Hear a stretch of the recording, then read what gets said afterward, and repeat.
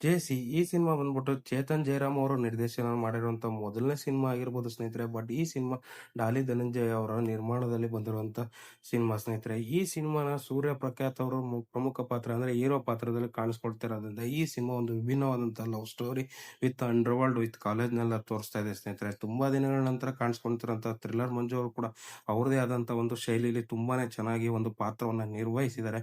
ಒಬ್ಬ ಹುಡುಗ ಕಾಲೇಜ್ನಲ್ಲಿ ಓದ್ತಿರೋ ಹುಡುಗ ಅಂಡರ್ ವರ್ಲ್ಡ್‌ಗೆ ಎಂಟ್ರಿ ಆದಾಗ ಅವನಿಗೆಲ್ಲ ಏನೇನ್ ತೊಂದ್ರೆ ಆಗುತ್ತೆ ಮತ್ತೆ ಅಲ್ಲಿಂದ ಹೊರಗ್ ಬರಕ್ಕೆ ಯಾವ ರೀತಿ ಎಲ್ಲ ಕಷ್ಟಗಳನ್ನ ಅವನು ಅನುಭವಿಸ್ತಾನೆ ಅನ್ನೋದ್ರ ಬಗ್ಗೆ ಒಂದು ಕಾನ್ಸೆಪ್ಟ್‌ನ ತಗೊಂಬಂದ್ರೆ ಈ ಸಿನಿಮಾ ನೀಟಾಗಿ ಅಚ್ಚುಕಟ್ಟಾಗಿ ಸೂಪರ್ ಆಗಿ ಮಾಡಿದ್ದಾರೆ ಸ್ನೇಹಿತರೆ. ಇನ್ನು ಈ ಸಿನಿಮಾದಲ್ಲಿ ತಂದೆ ಪಾತ್ರದಲ್ಲಿರುವಂತಹ ರಂಗಾಯಣ್ ರಾವ್ ಅವರು ಒಂದು ಅಪ್ಪನ ಪಾತ್ರದಲ್ಲಿ ತುಂಬಾ ಚೆನ್ನಾಗಿ ಕಾಣಿಸ್ಕೊಳ್ತಿರೋದು ನನಗೆ ತುಂಬಾನೇ ಇಷ್ಟ ಆಯ್ತು. ಯಾಕೆಂತಂದ್ರೆ ಇನ್ನು ಹೀರೋಯಿನ್‌ಗೆ ಕೊಟ್ಟಿರುವಂತ ಪಾತ್ರಕ್ಕೆ ಸ್ನೇಹಿತರೆ ಭಾವನಾ ಅವರು ತುಂಬಾನೇ ಚೆನ್ನಾಗಿ ಒಂದು ಒತ್ತನ್ನ ಕೊಟ್ಟು ಅವ್ರಕ್ಕೆ ಕೊಟ್ಟಿರುವಂತ ಪಾತ್ರ ತುಂಬಾ ಚೆನ್ನಾಗಿ ನಿರ್ವಹಿಸಿದ್ದಾರೆ.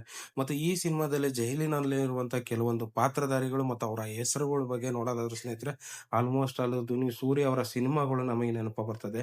ಯಾಕೆಂತಂದ್ರೆ ಅದು ಅವರ ಒಂದು ಕಡ್ಡಿಪುಡಿ ಸಿನಿಮಾ ಆಗಿರ್ಬೋದು ಮತ್ತೆ ದುನಿಯಾ ಸಿನಿಮಾ ಆಗಿರ್ಬೋದು ಇನ್ನು ಮುಂತಾದ ಸಿನಿಮಾಗಳು ನಮಗೆ ನೆನಪು ಬರ್ತವೆ ಸ್ನೇಹಿತರೆ. ಆ ಒಂದು ಪಾತ್ರಗಳು ಇಲ್ಲಿ ಒಂಥರ ಒತ್ತಾಗಿರೋದು ನೋಡಿದ್ರೆ ತುಂಬಾ ಚೆನ್ನಾಗಿದೆ ಸ್ನೇಹಿತರೆ. ಈ ಸಿನಿಮಾದಂತೂ ನನಗ್ ತುಂಬಾನೇ ಇಷ್ಟ ಆಯ್ತು ಸ್ನೇಹಿತರೆ. ಇನ್ನು ಈ ಸಿನಿಮಾದಲ್ಲಿ ಕೆಲವೊಂದು ಪಾತ್ರಗಳಾಗಿರೋದು ವಿಭಿನ್ನವಾದಂತ ಶೈಲಿಯಲ್ಲಿ ಕೊಟ್ಟಿರುವಂತ ಒಂದು ಅಂಡರ್ ವರ್ಲ್ಡ್ ಬಗ್ಗೆ ಆಗಿರ್ಬೋದು ನೀಟಾಗಿ ಎಕ್ಸ್‌ಪ್ಲನೇಷನ್ ಕೊಟ್ಟಿದ್ದಾರೆ ಈ ಸಿನಿಮಾದಲ್ಲಿ.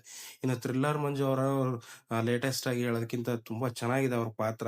ಈ ಸಿನಿಮಾ ನೋಡಿದ್ಮೇಲೆ ನನಗೂ ಒಂದಿಷ್ಟು ಕಾನ್ಫಿಡೆನ್ಸ್ ಬಂತು ಸಿನಿಮಾ ನೋಡ್ಬೋದು ಅಂತ ಹೇಳ್ಬಿಟ್ಟು. ಇನ್ನು ಸಿನಿಮಾನ ಯಾರ್ಯಾರು ನೋಡಿಲ್ಲ ಹೋಗಿ ಒಂದ್ಸಲ ಥಿಯೇಟರ್ ನೋಡ್ಕೊಂಬನ್ನಿ ಮತ್ತು ನಿಮಗೆ ಏನ್ ಅನ್ಸ್ತು ಅಂತ ಕಮೆಂಟ್ ಮುಖಾಂತರ ತಿಳಿಸಿ.